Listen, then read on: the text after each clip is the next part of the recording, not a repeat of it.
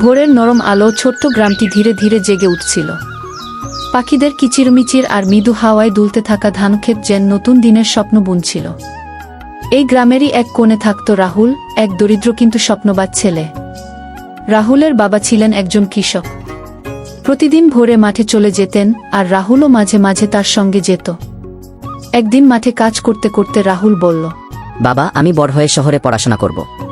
বাবা হেসে বললেন, স্বপ্ন দেখাটা ভালো, কিন্তু তার জন্য পরিশ্রম করতে হবে বাবা।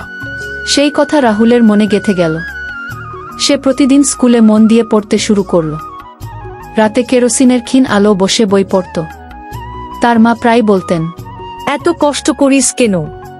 রাহুল মুচকি হেসে উত্তর দিল, একদিন তোমাদের সব কষ্ট দূর করব মা।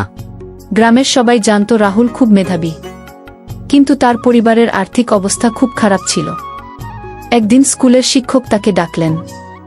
শিক্ষক বললেন, রাহুল, তুমি যদি ভালো রেজাল্ট করো, আমি তোমাকে শহরের একটা ভালো কলেজে ভর্তি করাতে সাহায্য করব। রাহুলের চোখে তখন নতুন স্বপ্নের আলো জ্বলে উঠল।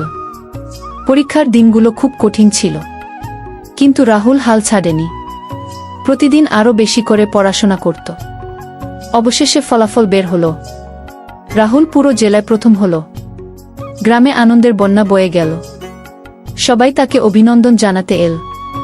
তার বাবা চোখের জল মুছতে মুছতে বললেন, তুই আমাদের মুখ উজ্জ্বল করেছিস বাবা।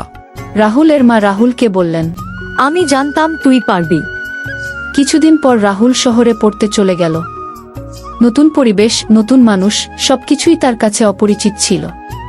কিন্তু সে ভয় পায়নি, কারণ সে জানত তার পেছনে আছে তার পরিবারের ভালোবাসা আর তার নিজের কঠোর পরিশ্রম।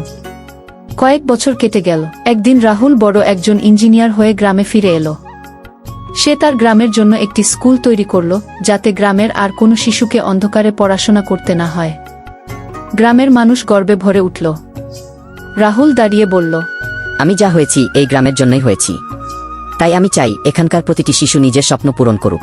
তার গল্পটি শুধু তার নিজের নয়, বরং প্রতিটি স্বপ্নবাজ মানুষের গল্প, যারা বিশ্বাস করে পরিশ্রম আর ইচ্ছাশক্তি থাকলে কোনো স্বপ্নই অসম্ভব নয়। আমাদের ছোট্ট গল্পটি এখানেই শেষ। গল্পটি কেমন লাগলো কমেন্ট করে জানাবেন, আর সাবস্ক্রাইব করতে ভুলবেন না কিন্তু। ধন্যবাদ।